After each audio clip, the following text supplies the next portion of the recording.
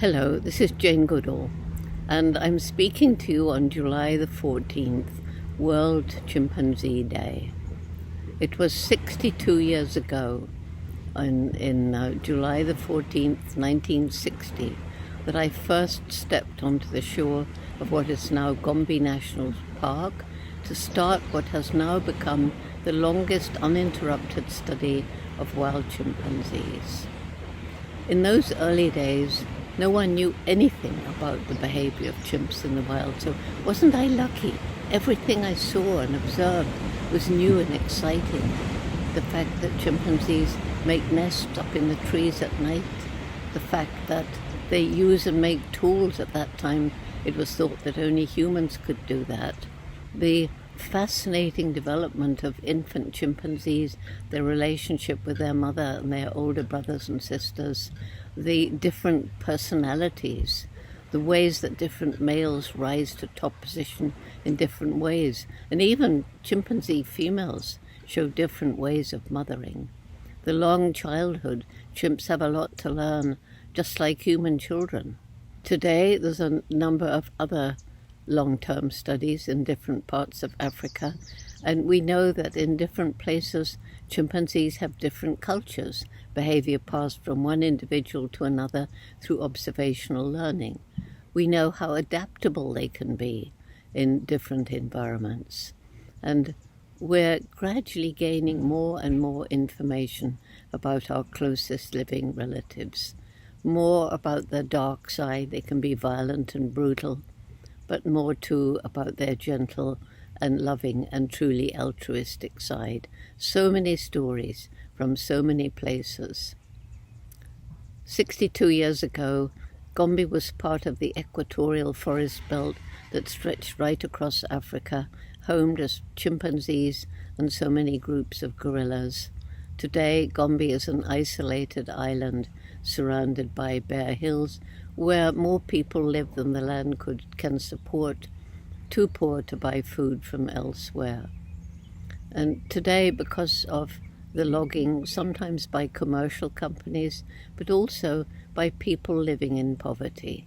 It was when I flew over Gombe and saw these bare hills and realized that people were cutting down their trees in their desperation to survive, cutting down trees to make charcoal or timber for sale, or simply to make more land so that they could grow more food to feed their families.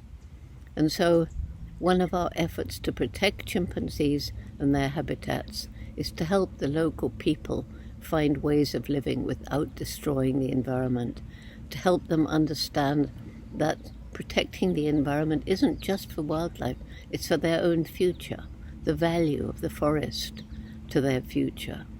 We've started roots and shoots groups in all the villages, 104 of them in chimp habitat in Tanzania, and helping girls to stay in school, knowing that all around the world, as women's education improves, family size tends to drop. And this Dakari program is in 6 other African countries. So that's one of the ways that we're helping to protect chimpanzees in Africa.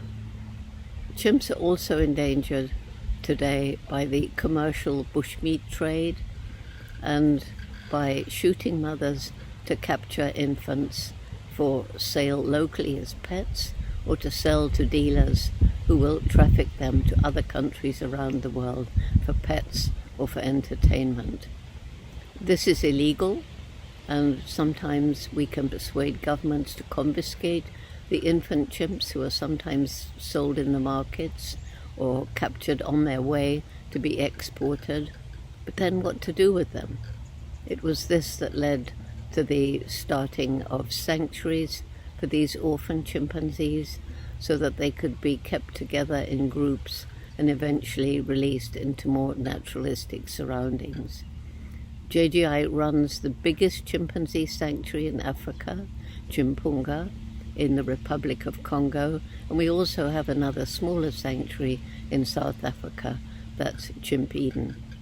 There are other chimpanzee sanctuaries in Africa created by other groups studying chimps. And also in other parts of the world, there are sanctuaries for those chimps rescued from the entertainment business, or those chimpanzees who were kept as pets. And people think, they see infant chimpanzees, they see them dressed up, and they think, oh, how adorable, I want an infant chimpanzee as a pet. I want that baby to be part of my family, and they are cute when they're young. But they grow up, by the time they're 6, 7, 8, certainly by 8, they're much stronger than a human. They're not suitable pets. There are terrifying tales of pet chimps who've turned on their owners because they don't want to be pet chimps. They want to be wild and free. Something in them tells them that this is all wrong. And so creating sanctuaries where these poor individuals can be brought into social groups and gradually learn to socialize and have a more normal life. 62 years ago, chimpanzees in zoos were in terrible conditions, often one, sometimes two, in a bear cage with nothing to do. So one of the things that Jane-Goodall-Institute began way back in the early 70s was providing enrichment, thinking of ways so that chimpanzees, even in small cages, had something to do, and then gradually working to help zoos to get better environments more suitable to these intelligent beings. And we began the Chimpanzee program, helping young people study chimps, because studying chimpanzees everywhere is really important. We still have so much to learn, but also helping the keepers to better understand the nature of their chimpanzees. JGI is also working to end the use of chimpanzees in entertainment. It may look cute to see chimpanzees dressed up in human clothes, riding bicycles, doing all sorts of tricks, but we must realize that training the chimpanzees to behave like this is cruel. Often they're beaten, and all of them have been snatched from their mothers and forced to live a totally unnatural life.